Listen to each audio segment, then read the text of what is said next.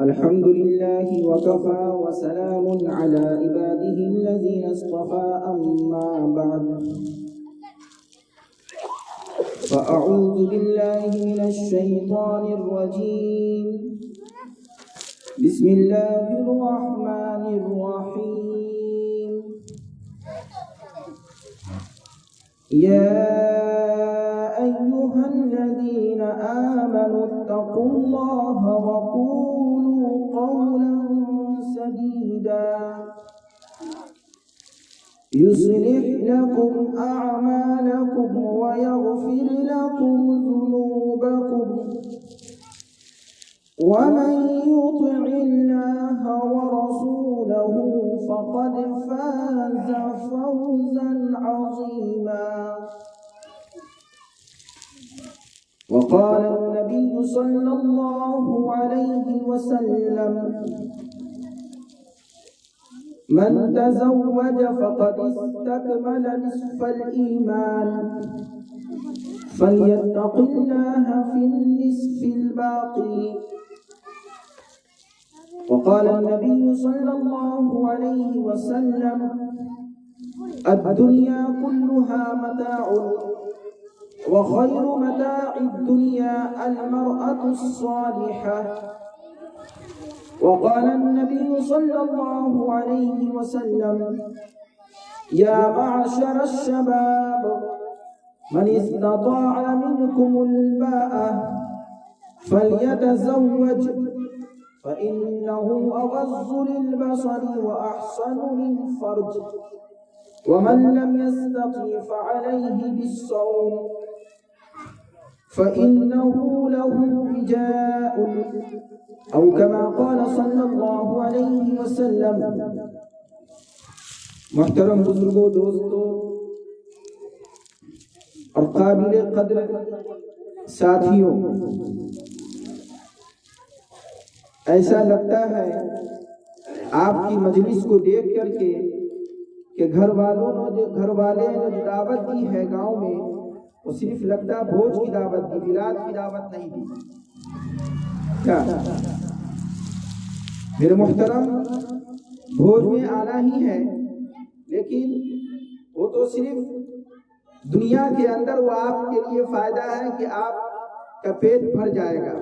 یا آپ دعوت میں شرکت کیے، دعوت قبول کرنا سنت ہے. لیکن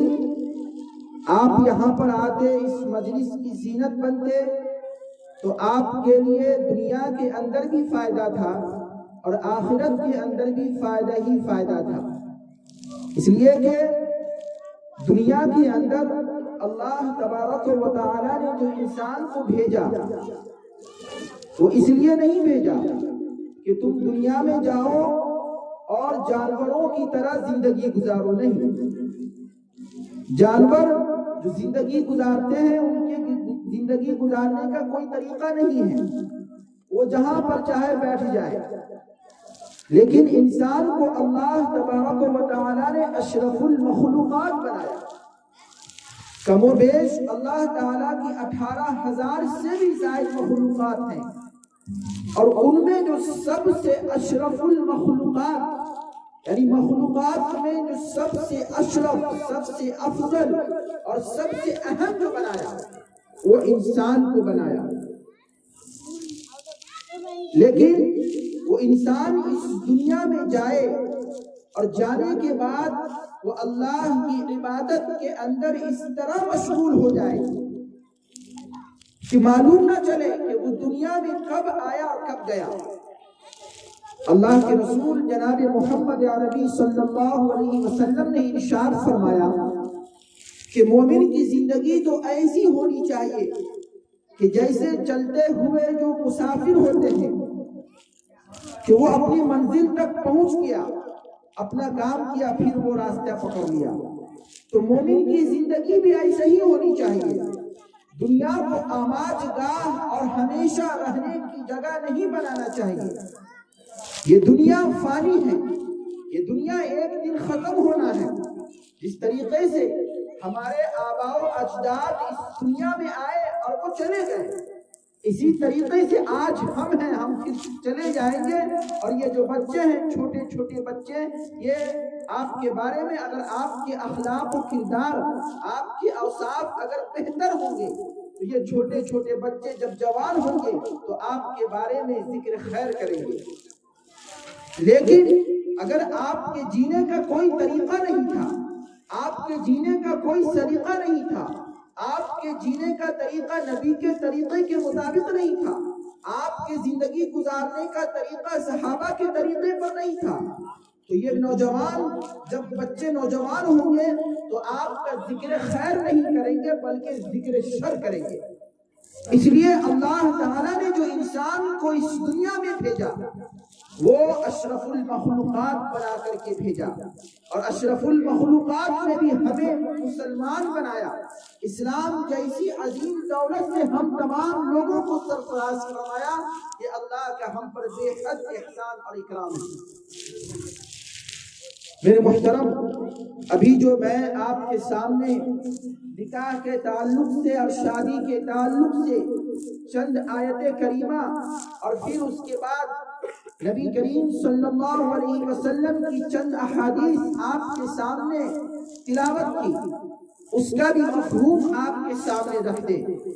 اس لیے کہ تقریب جب یہ مجلس سجی ہے تو آپ کو بھی اس سے فائدہ ہونا چاہیے کہ قرآن و حدیث کے اندر اور نبی اکرم صلی اللہ علیہ وسلم نے جو طریقہ بتایا کہ ایک مومن کی زندگی اور ایک مسلمان کی زندگی کیسی ہونی چاہیے۔ اس لیے کہ انسان اس دنیا میں آیا، چھوٹا بچہ تھا، پھر نوجوان ہوا، پھر جوان ہونے کے ساتھ ساتھ اس کے جو فطری خواہشات ہیں، اس کے جو فطری تقاضے ہیں، اس تقاضے پر آپ کے سامنے میں بات کرنا چاہتا ہوں کہ اللہ نے جو انسان کو جو زندگی دی وہ عزت والی زندگی دی۔ اس لیے کہ آپ عرب کی تاریخ کو اٹھا کر کے دیکھیں کہ اس تاریخ کے اندر، اس قدیم تاریخ کے اندر جب آپ پڑھیں گے تو آپ کو معلوم ہوگا کہ انسان بے راہ روی والی زندگی گزار رہے تھے، چوپائے والی زندگی گزار رہے تھے۔ وہ تو آپ علیہ السلام جب اس دنیا میں مبعوث ہوئے، آپ کو جب بھیجا گیا تو آپ نے لوگوں کو جینے کا طریقہ بتایا، آپ نے لوگوں کو رہنے کا سلیقہ سکھایا، آپ نے لوگوں کو زندگی گزارنے کا طریقہ بتایا کہ ایک انسان کی زندگی کس طریقے سے ہونا چاہیے، اور پھر طریقہ کہاں سے ہو، کہاں سے معلوم ہو وہ طریقہ بتانے کے لیے اللہ تبارک و تعالی نے جناب محمد عربی صلی اللہ علیہ وسلم کو اس دنیا میں مبعوث فرمایا۔ میرے محترم بزرگوں، دوستوں، قرآن کریم کی جو آیت میں نے تلاوت کی اس کا مفہوم میں آپ کو بتا دوں کہ یا ایھا الذین آمنوا اتقوا اللہ، کہ اے ایمان والو تم اپنے اندر سب سے پہلے تقوی کو اختیار کرو۔ یہ میرے محترم نکاح کی تقریب ہے، نکاح کل ہونا ہے، لیکن اس سے پہلے آپ کو چند باتیں معلوم ہو جائے، اہم موٹی موٹی باتیں اپنی ذہن نشی کر لیں تاکہ آپ بھی جاہلوں میں شمار نہ ہو، آپ کو بھی معلوم ہو کہ نکاح کے بعد والی جو زندگی ہوتی ہے وہ میاں اور بیوی کے لیے کتنی اہمیت والی اور کتنی ضرورت والی زندگی ہوتی ہے، وہ آپ کو بھی معلوم ہونا چاہیے قرآن و حدیث کی روشنی میں۔ تو میرے محترم بزرگوں، دوستوں، اللہ کے نبی جناب محمد عربی صلی اللہ علیہ وسلم نے جو طریقہ بتایا کہ نکاح کے بعد ایک انسان زندگی اس طریقے سے گزارے. نکاح کے بعد انسان تنہا نہیں رہتا بلکہ اس کے اوپر ذمہ داری ہو جاتی ہے، ذمہ داری عائد ہوتی ہے، اس کے اوپر نان و نفقہ اور خرچ بڑھ جاتا ہے. تو ظاہر سی بات ہے کہ جب آپ کی زندگی تنہا نہیں ہے، تنہا کا مطلب یہ ہوا کہ آپ کے اوپر آپ کی اولاد، آپ کے گھر والے، آپ کے بال بچے کی ذمہ داری ہے. اس ذمہ داری کو بھی پورا کرنا یہ ضروری ہے. اس لیے کہ اللہ تبارک و تعالی ہی کا حکم ہے کہ تم جب نکاح کرو، انسان کا نکاح کرنے کا جو سب سے پہلا جو مقصد ہے وہ مقصد یہ ہونا چاہیے اس کے سامنے تقوی. اس لیے کہ آپ خطبہ نکاح میں جب سنتے ہوں گے یا ایھا الناس اتقوا ربکم الذی خلقکم من نفس واحدہ، کہ اے لوگوں سب سے پہلے آپ اپنے اندر اللہ کا خوف، اللہ کا تقوی پیدا کرو. اللہ کا ڈر اگر ہمارے سینوں میں، ہمارے دلوں میں اور ہمارے دماغوں کے اندر اگر اللہ کا خوف، اللہ کا تقوی اور اللہ سے ڈرنے کا اگر سلیقہ ہمارے اندر آ جائے تو میرے محترم بزرگوں دوستوں ہماری زندگی بہت اچھی سی اچھی کٹ جائے گی. تو اللہ تعالیٰ نے ارشاد فرمایا یا ایھا الناس اتقوا ربکم الذی خلقکم من نفس واحدہ، کہ اے لوگوں تم سب سے پہلے اپنے اس پروردگار سے ڈرو کہ جس نے تمہیں پیدا کیا اور پھر اس کے بعد ایک جان سے اور ایک نفس سے آپ کو پیدا کیا. وہ آپ کو معلوم ہے کہ اس روئے زمین پر سب سے پہلے آنے والے جو انسان ہیں وہ حضرت آدم علیہ السلام ہیں. اس لیے اللہ نے فرمایا من نفس واحدہ وخلق منها زوجها، اور پھر انہی سے حضرت حوا علیہ السلام کو پیدا فرمایا وبث منهما رجالا كثيرا ونساء. پھر اس کے بعد ان دونوں کے ملنے سے اللہ تعالیٰ نے اس روئے زمین پر بہت سی مردوں کو اور بہت سی عورتوں کو اس روئے زمین پر پھیلا دیا. تو معلوم یہ چلا کہ ہمارے اندر جو سب سے پہلے نکاح کے بعد جو سب سے پہلی چیز ہے، نکاح سے پہلے بھی ہونا چاہیے، وہ تقوی ہے. لیکن نکاح کے بعد ضروری ہے، اس لیے کہ نکاح یہ نازک رشتہ ہوا کرتا ہے. چھوٹی چھوٹی بات پر میاں بیوی کے اندر جب لڑائی اور جھگڑے ہونے لگتے ہیں پھر اس کے بعد وہ آہستہ آہستہ ایک بڑا درجہ اختیار کر لیتا ہے، جس کے بعد جو نتیجہ نکلتا ہے وہ ہم سب کے سامنے ظاہر ہے. اس لیے جو نکاح کا جو سب سے پہلا مقصد ہے وہ ہے تقوی. اگر ہمارے دلوں کے اندر اللہ کا ڈر اور اللہ کا خوف ہو جائے، میاں کے اندر بھی، شوہر کے اندر بھی اور بیوی کے اندر بھی، تو وہ رشتہ میرے محترم بزرگوں دوستوں اور بھائیوں وہ رشتہ بہت ہی اہمیت والا رشتہ کہلائے گا. اور اس رشتے کے اندر اللہ تعالیٰ اس کے اندر برکت بھی عطا فرمائے گا. تو حضور اکرم صلی اللہ علیہ وسلم نے ارشاد فرمایا کہ نکاح کے خطبے کے اندر جو آیت کریمہ پڑھی جاتی ہے، آپ ظاہری طور پر اگر دیکھیں گے تو کہیں نکاح کا لفظ نہیں آیا، اس لیے کہ نکاح کا لفظ والی آیت کریمہ موجود ہے. اس کے بعد بھی اللہ کے رسول جناب محمد عربی صلی اللہ علیہ وسلم نے ان آیت کریمہ کا انتخاب نہیں فرمایا. آخر کوئی نہ کوئی وجہ ہوگی. وجہ یہی ہے کہ نکاح کے اندر جو سب سے پہلی ضروری چیز ہے وہ تقوی، اللہ کا ڈر اور اللہ کا خوف ہے. اس لیے دوسری آیت کریمہ جو ہم سنتے ہیں یا ایھا الذین آمنوا اتقوا اللہ، کہ اے ایمان والو اللہ سے ڈرو جیسا کہ اس سے ڈرنے کا حق ہے. ولا تموتن الا وانتم مسلمون، کہ اے ایمان والو چاہے تم پر کتنی مصیبت ہی آ جائے، تمہارے اندر چاہے جو بھی پریشانی آ جائے، لیکن آپ اپنے ایمان سے، آپ کا جو ایمان ہے اللہ کے اوپر کہ اللہ ایک ہے، اللہ کے سوا کوئی معبود نہیں، ہم اپنی پیشانی کو، اپنے سر کو آخری وقت تک، جب تک سانس چلتی رہے اس وقت تک ہم اپنی پیشانی کو اللہ کے سامنے ہی جھکاتے رہیں گے انشاءاللہ. تو ولا تموتن الا وانتم مسلمون، کہ اگر آپ کی یا ہماری موت آوے تو وہ حالت اسلام پر آوے. اس کے بعد اللہ کے رسول صلی اللہ علیہ وسلم نے جو خطبہ نکاح کے اندر آیت کریمہ کا جو انتخاب فرمایا، یا ایھا الذین آمنوا اتقوا اللہ، کہ اے ایمان والو، یہاں بھی تقوی کے بارے میں قرآن یہ کہتا ہے کہ تم تقوی اختیار کرو، اللہ کا ڈر اپنے اندر پیدا کرو، اور وقولوا قولا سدیدا، اور جب بھی تم کوئی بات کہا کرو اپنی زبان سے جو بھی بات کہا کرو وہ سچی بات کہا کرو، درست بات کہا کرو۔ اسی نے مفسرین کرام نے لکھا ہے کہ ہمارے اور آپ کے لیے کہ جو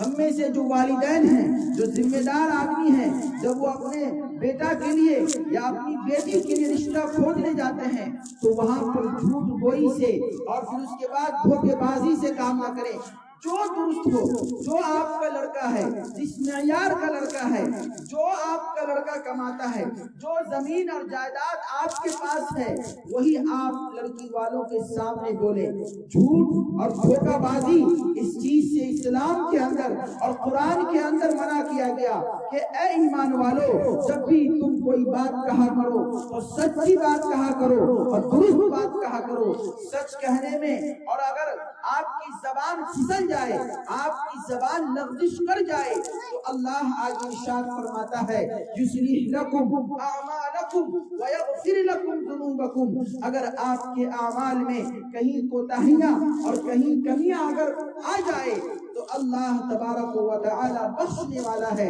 آپ کے اعمال کو درست فرما دے گا، اور آپ سے جو کوتاہیاں ہوئی ہیں، آپ سے جو غلطیاں ہوئی ہیں، اللہ آپ کے گناہوں کو بخش دے گا۔ ان اللہ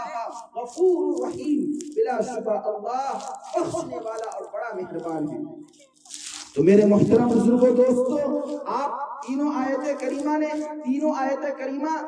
کو سنا، کہیں بھی نکاح کا لفظ نہیں آیا۔ تو میرے محترم بزرگوں، دوستو، معلوم یہ چلا کہ نکاح کے اندر جو سب سے پہلے جو تعلیم قرآن نے اور حدیث نے اور اللہ نے اور جناب محمد عربی صلی اللہ علیہ وسلم نے جو دی ہے وہ تقوی کی تعلیم دی ہے۔ دوسری چیز جو آپ کے سامنے پیش نظر ہو وہ یہ ہو، اور ہر ایک کی ہوتی ہے، کہ نکاح کے بعد ہمارے خاندان کے اندر اور پھر جو نکاح جو ہوا ہے اس سے ہماری نیک اور صالح اولاد پیدا ہو۔ ظاہر سی بات ہے، یہ نیک اور صالح اولاد کی تمنا کرنا یہ نبی کی سنت بھی ہے، اور جتنے بھی انبیاء کرام علیہ السلام آئے، تمام نبیوں کی یہ سنت ہے۔ تمام انبیاء کرام علیہ السلام نے نکاح کے عمل کو انجام دیا، اور تمام لوگوں کی خواہش یہی تھی کہ ہمیں نیک اور صالح اولاد اللہ تبارک و تعالی عطا فرمائے۔ تو آپ کی بھی یہ نیت ہونی چاہیے۔ ظاہر سی بات ہے، ہماری نیت بھی یہی ہوتی ہے۔ تو اللہ کے رسول صلی اللہ علیہ وسلم نے فرمایا کہ جب ایک مومن یا ایک مسلمان جب نکاح کرتا ہے، اس کے سامنے نکاح کرنے کی بنیاد کیا ہونا چاہیے؟ وہ اگر لڑکا ہے تو وہ اس کے سامنے کون سی چیز پیش نظر ہو جس کو وہ اختیار کرے اور جس کو وہ ترجیح دے؟ حضور صلی اللہ علیہ وسلم نے فرمایا کہ انسان اور ایک مسلمان جو نکاح کرتا ہے وہ 4 چیزوں کی بنیاد پر کرتا ہے، 4 چیزوں کو دیکھ کر کے کرتا ہے۔ حضور نے ارشاد فرمایا، تنکح المرأة لأربع،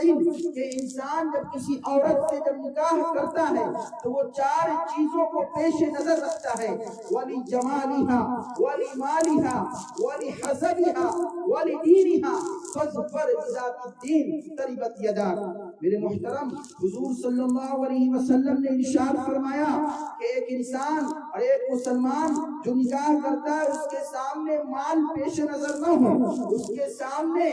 حسب اور اونچا نسب وہ سامنے نہ ہو، اور پھر اس کے بعد اس کے سامنے مال بھی پیش نظر نہ ہو۔ مال کیا ہے؟ وہ آج آپ کے پاس ہے تو کل دوسروں کے پاس ہے، صبح ہمارے پاس ہے تو کل شام میں پھر کسی دوسرے کے پاس ہے۔ مال تو آنے والی اور جانے والی چیز ہے، اس لیے حضور نے اس کو انتخاب کرنے کے بارے میں اور ترجیح دینے کے بارے میں نہیں فرمایا۔ پھر آپ اگر یہ دیکھیں، ولی جمالیہا، آپ اگر خوبصورتی کی بنیاد پر نکاح کرتے ہیں تو اس نکاح کے اندر برکت نہیں ہوگی، اس لیے کہ حضور نے خوبصورتی کی بنا پر اگر آپ آپ نکاح کرتے تو اس کی ضمانت، کامیابی کی ضمانت اور برکت کی ضمانت حضور صلی اللہ علیہ وسلم نے نہیں دی۔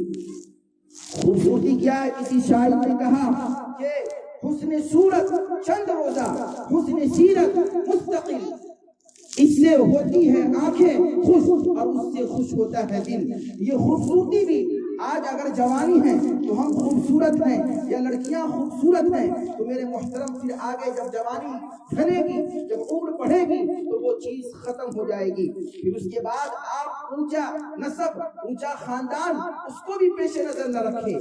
آپ علیہ السلام نے جو آخری جملہ ارشاد فرمایا وہ یہ ہے وَلِدِينِهَا فَاظْفَرْ، کہ جس نے دین کی بنیاد پر، اخلاق کی بنیاد پر، سیرت کی بنیاد پر اگر کسی لڑکا نے کسی لڑکی سے نکاح کیا یا لڑکی نے کسی لڑکے سے نکاح کیا اس کی اخلاق کی بنیاد پر، تو میرے محترم بزرگوں دوستو آپ کامیاب ہو گئے۔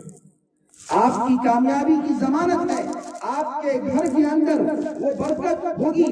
جس کا اندازہ ہم اور آپ نہیں لگا سکتے، اس لیے کہ حضور صلی اللہ علیہ وسلم کے قول میں، حضور صلی اللہ علیہ وسلم کے فرمان میں کہیں بھی شک و شبہ کی کوئی گنجائش ہرگز نہیں ہو سکتی۔ زمین اپنی جگہ سے ہل سکتی ہے، ہٹ سکتی ہے، آسمان پھٹ سکتا ہے، لیکن حضور صلی اللہ علیہ وسلم کے فرمان میں کوئی بھی تردد اور کوئی بھی شک و شبہ نہیں ہو سکتا۔ آپ کی بات 100% صحیح ہے کہ جس نے دین کی بنیاد پر اور دین کی بنیاد پر کسی سے نکاح کیا وہ کامیاب ہو گیا۔ اس لیے میرے محترم بزرگوں دوستو، ایک حدیث میں حضور نے ارشاد فرمایا کہ جس لڑکا کے اخلاق اچھے ہوں، جن کے کردار اچھے ہوں، جن کے طور و طریق اچھے ہوں، آپ اگر اس کے اندر مال گرچہ نہیں ہے، گرچہ بہت اعلیٰ معیار اور اعلیٰ خاندان کا نہیں ہے، لیکن اس کے اخلاق اچھے ہیں، اس کے رہنے سہنے کا طریقہ اچھا ہے، اس کے جینے کا طریقہ اسلامی طریقے کے مطابق ہے، نبی کے طریقے کے مطابق ہے، اگر آپ اس طریقے کو دیکھ کر کے اپنی بیٹی کا اس لڑکے سے نکاح کرتے ہیں تو میرے محترم بزرگوں دوستو اس میں بھی آپ کو کامیابی ملے گی۔ اس لیے کہ حضور صلی اللہ علیہ وسلم نے فرمایا کہ جس لڑکا جن کے اخلاق اچھے ہوں آپ ان سے اپنی بیٹی کا نکاح کیجیے۔ اس لیے میرے محترم بزرگوں دوستو یہ جو 4 چیزیں ابھی آپ کے سامنے بیان کی گئی اس کو آپ یاد کر لیں۔ دوسرے موقع پر حضور علیہ السلام نے ارشاد فرمایا، خاص طور سے نوجوانوں سے خطاب فرما کر، آج ہمارا معاشرہ بگاڑ کی طرف جو جا رہا ہے اس کی بنیاد یہی ہے کہ ہم نے نکاح کو اتنا مشکل بنا دیا جو آسان تھا۔ حضور صلی اللہ علیہ وسلم نے اپنی بیٹی اور اپنے لخت جگر حضرت فاطمہ رضی اللہ عنہا کا جو نکاح کیا حضرت علی رضی اللہ عنہ سے، وہ کیا چیز تھی ان کے پاس، یہاں تک کہ مہر دینے کے لیے بھی روپیہ نہیں تھا، کچھ پیسے نہیں تھے، لیکن آپ نے دیکھا کہ ایک تو صحابی ہیں اور اس کے بعد صحابی میں بھی جلیل القدر صحابی ہیں، اونچے صحابی ہیں، علم والے صحابی ہیں۔ آپ علیہ السلام چاہتے تو مکہ کے اندر بڑے بڑے رؤسا تھے، بڑے بڑے پیسے والے تھے، بڑے بڑے زمین اور جائیداد والے تھے، آپ اپنی بیٹی کا نکاح کر سکتے تھے، لیکن حضور صلی اللہ علیہ وسلم نے نکاح نہیں کیا۔ آپ نے دیکھا کہ جو اخلاق کے اعتبار سے، کردار کے اعتبار سے، ایمان کے اعتبار سے جو مضبوط ہے، نماز کے اعتبار سے جو مضبوط ہے، آپ نے اپنے لخت جگر کا ہاتھ انہی کے ہاتھ میں تھمایا۔ ابھی اس کے بعد 2 بیٹی کا اور بھی نکاح کیا، حضرت عثمان بن عفان، حضرت کلثوم رضی اللہ عنہا اور حضرت رقیہ رضی اللہ عنہا کا نکاح حضرت عثمان بن عفان رضی اللہ عنہ سے کیا۔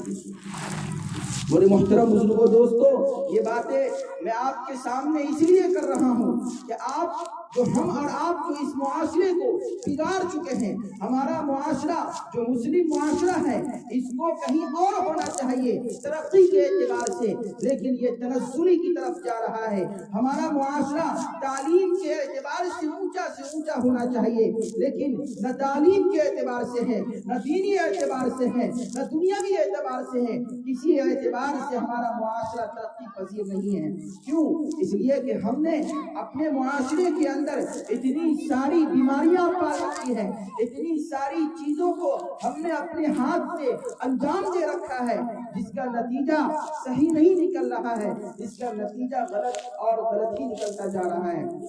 معاشرہ ہمارا کب درست ہوگا؟ معاشرہ ہمارا اس وقت درست ہوگا جب ہم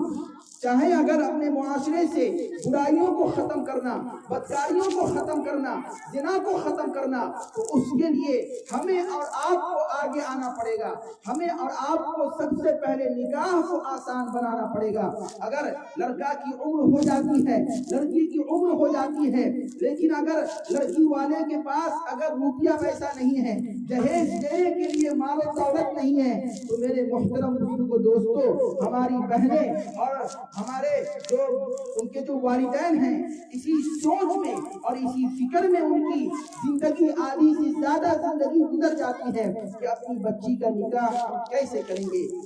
اور یہ مصیبت کون لایا، یہ مشکل کون لایا؟ ظاہر سی بات ہے کہ یہ رسومات پر عمل کر کے، رسم و رواج کو اپنا کر کے جو غیروں میں یہاں سے آیا ہے، یہ کوئی اسلام کے اندر نہیں ہے کہ اسلام کے اندر ہوتا تو مان لیتے۔ اللہ کے نبی جناب محمد عربی صلی اللہ علیہ وسلم اگر بیان فرمایا ہوتے تو ہم مان سکتے تھے، لیکن یہ غیروں کا طریقہ آیا ہے،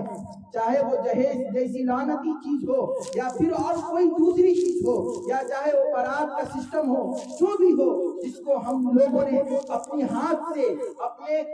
کردار، اپنی چیزوں سے، اپنے کاموں پر ہم لوگ شرمندہ نہ ہو کر کے اس کو ہم لوگ روز بروز ترقی دے رہے ہیں۔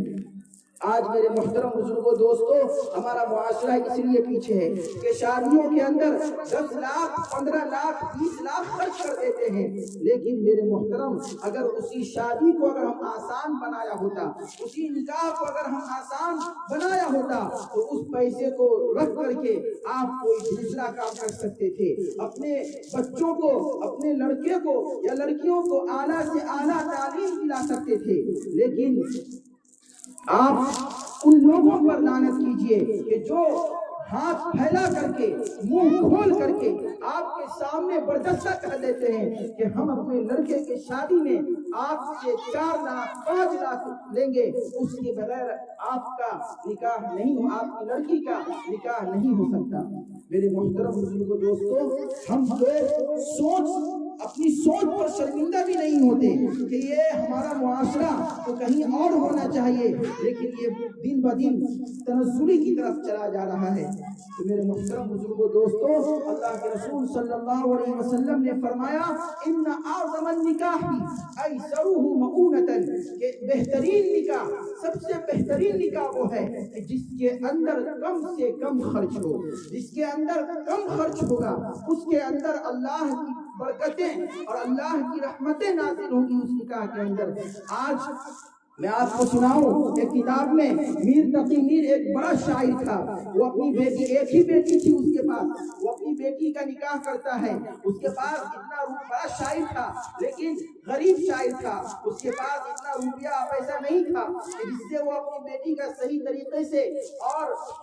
اچھے انداز سے وہ نکاح کر سکتا اور شادی کر لیتا۔ وہ بیچارہ قرض اٹھا کر کے ادھر ادھر سے انتظام کر کے وہ اپنی بیٹی کا نکاح کرتا ہے، پھر اس کے بعد جب وہ لڑکی اپنے سسرال جاتی ہے، وہاں جانے کے بعد جب اس کو معلوم چلتا ہے کہ ہمارا باپ پریشان ہے، ہمارا باپ اس پریشانی کے اندر ہے کہ جو لوگوں سے جو قرض اٹھایا تھا اپنی بیٹی کے نکاح کے لیے، وہ آج لوگ مطالبہ کر رہے ہیں، اس پیسے کا مطالبہ کر رہے ہیں، تو ہمارے والد پریشان ہیں۔ جب لڑکی کو معلوم چلتا ہے کہ ہمارے والد اگر پریشان ہیں تو اس کی پریشانی میں ہوں، میری وجہ سے میرے نکاح کے لیے انہوں نے اتنا پیسہ اور اتنا قرض انہوں نے اٹھایا، جس کی بنا پر آج ہمارے والد پریشان ہیں۔ میرے محترم بزرگوں دوستو، لڑکی اسی سوچ میں اور اسی فکر میں وہ اندر پریشان ہو کر کے ایک دن وہ بیمار پڑ جاتی ہے، اتنی بیمار ہو جاتی ہے کہ بیمار ہونے کے بعد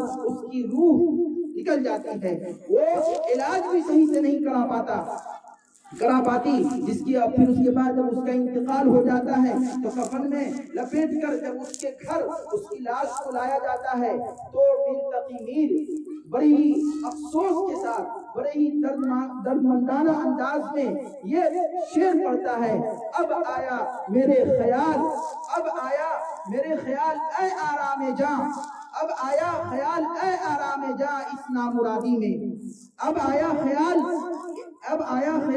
اے آرام جاں اس نامرادی میں، ہم سے بھول ہو گیا تھا یہ کفن کا کپڑا دینے میں۔ میرے محترم بزرگوں دوستوں، وہ اس شعر میں یہ بتانا چاہ رہا تھا کہ ہم نے تو سب کچھ دیا، شادی کا جوڑا دیا، ہر چیز دیا، لیکن اگر کوئی چیز چھوٹ گئی تھی تو یہ کفن والا جو کپڑا ہے، یہ کفن کا کپڑا چھوٹ گیا تھا۔ تو میرے محترم بزرگوں دوستوں، وہ شاعر اتنا بڑا شاعر، اور جب شادی بیاہ کر لیتا ہے اپنی بیٹی کا، پھر اس کے بعد بھی اس کی بیٹی اسی سوچ اور فکر میں بیمار ہو کر اس دنیا سے وہ چلی جاتی ہے، انتقال ہو جاتا ہے اس کا۔ میرے محترم بزرگوں دوستوں، اس کا سبب اور وجہ کون بنا؟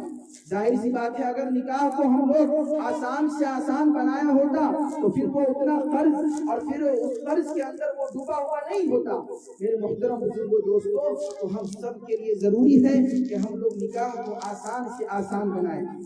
جس کی بنا پر ہمارا معاشرہ آگے کو بڑھتا چلا جائے گا۔ جو روپیہ پیسہ ہوگا اس کو دوسری چیزوں میں خرچ کریں گے، تعلیم کے اوپر خرچ کریں گے۔ اگر جو پیسہ بچا ہے وہ کمیٹی کے اندر ایک کمیٹی بنائیں، اس کمیٹی کے اندر روپیہ پیسہ جمع کر کے ہم اپنے معاشرے کے اندر جو بچے ہیں اس کے لیے اسلامی اسکول کھولیں، اور پھر اس کے بعد اسے اعلیٰ سے اعلیٰ ایجوکیشن، اعلیٰ سے اعلیٰ تعلیم دینے کی ہم لوگ سوچ اور فکر کریں۔ اس سے میرے محترم ہمارا معاشرہ جو ہے اس کے اندر سے جو بیماریاں جو ہیں وہ ختم ہو جائیں گی، اور پھر اس کے بعد جو فساد ہیں، جو بگاڑ ہیں، اور پھر جو بدکاریاں جو عام ہو رہی ہے اور زناکاریاں جو عام ہو رہی ہے، وہ میرے محترم بزرگوں دوستوں وہ ختم ہو جائے گی جب ہم نکاح کو آسان سے آسان بنائیں گے۔ تو حضور صلی اللہ علیہ وسلم نے ایک حدیث میں ارشاد فرمایا، یا معاشر الشباب، اے نوجوانوں کی جماعت، من استطاع منکم الباء، کہ جو بھی شخص تم میں سے نکاح کرنے کی طاقت رکھتا ہے، نکاح کرنے کی طاقت اگر رکھتے ہیں تو آپ کے اوپر ضروری ہے فلیتزوج، امر کا صیغہ ہے۔ حضور نے ارشاد فرمایا چاہیے کہ وہ نکاح کر لے، چاہیے کہ وہ نکاح کر لے، اور نکاح کرنے کے جو فوائد ہیں بہت سارے فوائد ہیں، ان میں سے 2 فوائد کو اللہ کے رسول صلی اللہ علیہ وسلم نے فرمایا کہ آپ کے نگاہ کی حفاظت ہو جائے گی، آپ کی نگاہ جو ہے گناہوں کی طرف اٹھتی رہتی ہے، چوک چوراہوں پر غیر محرم کے اوپر آپ کی نگاہیں اٹھتی ہیں، اس سے آپ کی نگاہ کی حفاظت ہو جائے گی، اور پھر اس کے بعد آپ کی عزت بھی محفوظ ہو جائے گا، آپ کی شرمگاہ کی حفاظت ہو جائے گی۔ لیکن اگر آپ قوت جماع پر یا قوت مال پر آپ قادر ہیں لیکن قوت مال پر نہیں، تو اللہ کے رسول صلی اللہ علیہ وسلم نے ارشاد فرمایا، وَمَن لَّمْ يَسْتَطِعْ، کہ جو بھی شخص تم میں سے استطاعت نہیں رکھتا ہے، طاقت نہیں رکھتا ہے، اس کے پاس مال و نفقہ اور خرچ کرنے کی اہلیت نہیں ہے، وہ برداشت نہیں کر سکتا، تو اس کے بارے میں اللہ کے رسول صلی اللہ علیہ وسلم نے فرمایا، فَعَلَيْهِ بِالصَّوْمِ، اس کے اوپر ضروری ہے کہ وہ روزہ رکھے، فَإِنَّهُ لَهُ وِجَاءٌ، اس لیے کہ روزہ رکھنے سے اس کی مردانہ کمزوری، اس کی مردانہ کے اندر جو کمزوری ہوگی وہ کمزور ہوتا چلا جائے گا، اور اس کی خواہشات کے اندر جو تقاضے ہیں وہ اس کے اندر کمی ہو جائے گی روزہ رکھنے کی وجہ سے،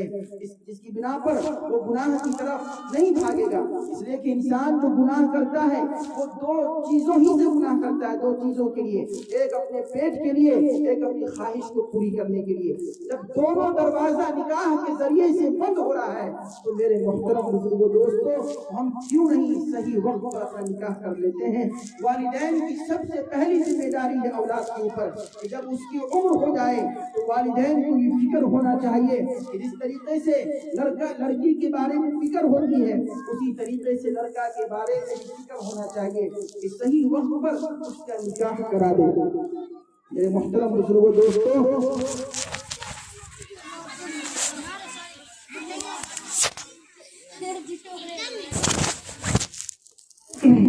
ایک دوسری حدیث جو میں نے خطبے کے اندر پڑھی تھی وہ یہ ہے کہ الدنیا کلھا متاع، یہ دنیا جو ہے یہ تمام جو بھی دنیا کے اندر آپ کو نظر آتی ہیں یہ تمام کی تمام ایک بازار کی طرح ہے، ایک ساز و سامان کی طرح ہے۔ اور پھر اس کے بعد وَخَيْرُ مَتَاعِ الدُّنْيَا، دنیا کے ساز و سامان میں، دنیا کے بازار میں اگر سب سے بہترین چیز ہے، اگر سب سے بہترین کوئی چیز ہے تو وہ المرأۃ الصالحہ، حضور نے ارشاد فرمایا وہ نیک بیویاں ہیں۔ اگر آپ کی زندگی کے اندر اگر نیک بیویاں آ جاتی ہیں تو میرے محترم بزرگوں دوستو، آپ کے لیے جنت تو نہیں ہو سکتی دنیا، لیکن جنت نما ضرور ہو جائے گی۔ اگر آپ کی بیوی آپ کو سمجھنے والی ہوگی، اچھے اخلاق والی ہوگی، اللہ سے ڈرنے والی ہوگی، تقوی اختیار کرنے والی ہوگی، تو میرے محترم بزرگوں دوستو، اگر آپ کبھی مالی اعتبار سے یا پھر کسی اعتبار سے بھی آپ کمزور پڑ جائیں، وہ سمجھنے والی ہوگی، اللہ کا خوف اور اللہ کا ڈر اس کے دلوں میں ہوگا کہ یہ دنیا میں چند روزہ ہے، دنیا ایک نہ ایک دن ختم ہونی ہے، ہمیں ہر حال میں اپنے شوہر کے ساتھ رہنا ہے۔ ایسا نہیں کہ شوہر کمزور پڑا پھر اس کے بعد جو ہے طرح طرح کی بدگمانیاں اور طرح طرح کی برائیاں جنم لینے لگتی ہیں۔ نہیں میرے محترم بزرگوں دوستو، آپ اگر انتخاب کریں گے دیندار لڑکی کا تو میرے محترم آپ کے اندر جو آپ اگر کمزور بھی پڑ جائیں گے تو وہ آپ کی جو اہلیہ محترمہ ہے وہ آپ کے ساتھ کھڑی ہوگی، اس لیے کہ اس کے سامنے یہ دنیا نہیں، انہیں تو معلوم ہوگا کہ ایک نہ ایک دن ہمیں مر کر اللہ کے یہاں جانا ہے، قبر کے اندر حساب و کتاب دینا ہے اپنا، اور پھر اللہ کے سامنے ہم سب کو کھڑا ہونا ہے۔ میرے محترم بزرگوں دوستو، اس لیے کہ آپ جب بھی انتخاب کریں اپنے لڑکا کے لیے یا اپنی لڑکی کے لیے تو دینداری کو اگر ترجیح دیں گے پھر اس کے بعد آپ کا خاندان بھی اچھا سے چلے گا، آپ کے خاندان کے اندر کوئی درار اور کوئی لڑائی اور کوئی جھگڑا پیدا نہیں ہوگا۔ دوسری بات کہ اگر جو نکاح کرنے والے ہیں یا نکاح کرنے والی ہیں انہیں یہ بات معلوم ہونا چاہیے کہ نکاح کے بعد جو زندگی گزارنی ہے ہمیں کس طریقے سے گزارنی ہے، میاں بیوی کی جو زندگی ہے وہ کس طریقے سے ہو۔ نبی اکرم صلی اللہ علیہ وسلم نے تمام طریقوں کو الگ الگ کر کے واضح کر کے حدیث شریف میں اور اپنی سنت کے ذریعے سے اپنی ازواج مطہرات کے ساتھ زندگی گزار کر کے بتا دیا۔ آپ علیہ السلام نے جو سب سے پہلا نکاح کیا 40 سال والی عورت سے، حضرت خدیجہ رضی اللہ عنہا سے، آپ دیکھیں کہ مکہ کے اندر جو سب سے مالدار عورتوں میں شمار ہوتا تھا حضرت خدیجہ رضی اللہ عنہا کا، اور پھر آپ علیہ السلام سے نکاح کا پیغام بھیجتی ہے تو آپ علیہ السلام سے وہ نکاح کرتی ہیں۔ پھر اس کے بعد آپ نے جو حضرت خدیجہ رضی اللہ عنہا کے ساتھ جو زندگی گزاری اس زندگی کو آپ پڑھیں، پھر اس کے بعد آپ کی جو دیگر ازواج مطہرات تھی ان کی زندگی کو آپ پڑھیں۔ کبھی بھی آپ علیہ السلام کی ازدواجی زندگی کے اندر کبھی بھی کوئی جھنجھپٹ نہیں، اور پھر اس کے بعد ان کے جو خاندان تھے ان کے اندر بھی کوئی لڑائی اور کوئی جھگڑا نہیں۔ کیوں؟ اس لیے کہ آپ علیہ السلام ایک تو نبی تھے، اور آپ کی جو بیویاں تھیں آپ کی بیویاں بہت نیک اور صالح تھی، متقیہ تھی، پرہیزگار بیویوں میں سے تھی۔ میرے محترم بزرگوں دوستو، آج ہم اگر نکاح کرتے ہیں تو دینداری کو ترجیح دیں۔ خاندان عرب کے اندر پہلے کیا تھا؟ اونچا سے اونچا خاندان دیکھا جاتا تھا۔ اللہ تعالیٰ نے اس کی رد میں ایک آیت کریمہ میں بیان فرما دیا، یا ایھا الناس انا خلقناکم من ذکر و انثی وجعلناکم شعوبا وقبائل لتعارفوا، کہ اے لوگو ایک مرد اور عورت سے تم کو ہم نے پیدا کیا، پھر اس کے بعد ہم نے تم کو قبیلے میں بانٹ دیا، اس لیے تاکہ تم ایک دوسرے کو پہچان سکو۔ ان اکرمکم عند اللہ اتقاکم، اگر تم میں سے جو سب سے اللہ کے نزدیک جو سب سے مکرم اور سب سے اشرف وہ ہوگا جو اس کے اندر تقوی ہوگا، اللہ کا ڈر اور اللہ کا خوف جس کے اندر ہوگا وہی اللہ کے نزدیک سب سے مکرم ہوگا۔ اس لیے کہ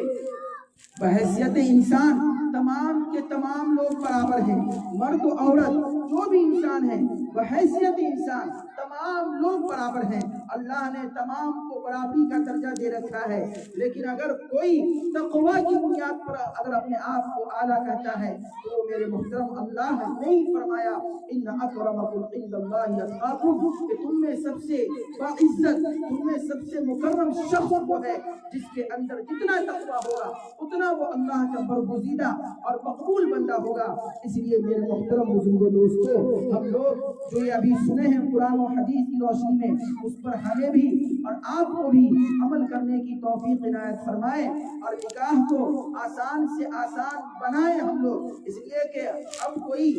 آپ کے پاس وحی لے کر نہیں آئے گا، آپ کے پاس کوئی نبی آنے والا نہیں ہے، ہمیں اور آپ کو آگے آنا پڑے گا۔ ہم اور آپ جب آپ آگے آئیں گے، جو دانشور حضرات ہیں، جو عقل مند اور ہوشیار حضرات ہیں، ان کی ذمہ داری یہ بنتی ہے کہ اگر کہیں کوئی پیسہ لے کر کے اگر نکاح کرتا ہے تو میرے محترم وہاں ہم رشتہ کرے ہی نہیں، اس لیے کہ وہ آپ کی بیٹی سے نہیں، آپ کے پیسے سے، آپ کی دولت سے، آپ کی زمین و جائیداد سے وہ نکاح کر رہا ہے، آپ کی بیٹی سے نہیں۔ اس لیے ان چیزوں کا اگر ہم خیال رکھیں تو میرے محترم نکاح آسان سے آسان ہو جائے گا۔ پھر وہ بیٹیاں جو عمر ہو جاتی ہیں اور پھر اس کے بعد اس کے پاس ساز و سامان نہیں رہتا نکاح کو مہیا کرنے کا، اس کے لیے بھی آسان ہو جائے گا۔ مسئلہ یہ ہے کہ ہمارے معاشرے میں اگر ہمارے پاس روپیہ اور پیسہ ہے تو ہم تو لاکھوں لاکھ خرچ کر دیتے ہیں، لیکن وہی پڑوس میں ایک غریب کی لڑکی وہ اندر اندر مرتی رہتی ہے،